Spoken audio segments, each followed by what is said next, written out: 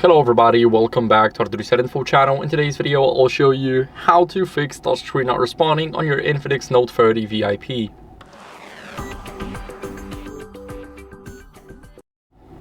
So first, what we want to do is we want to clean the screen. This is very important because any dust debris can make our screen unresponsive. Because, for example, if there's a lot of moisture, then our touches cannot be recognizable that much.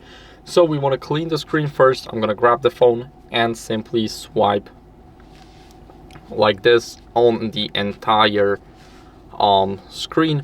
I use a microfiber cloth, if I did not mention that, and it basically gets rid of everything, including the fingerprints. So now I can put it like this and you guys can see the logos. There's no sign of usage now.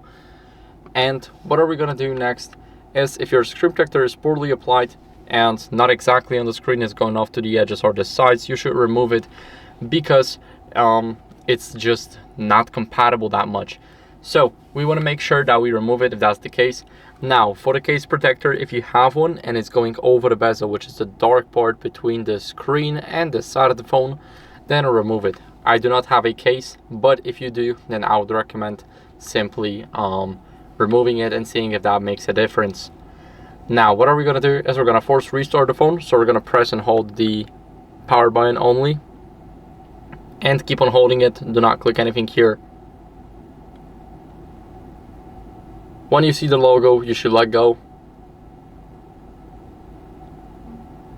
Now let go, and as you guys can see, we got the logo and we're waiting for our phone to turn back on.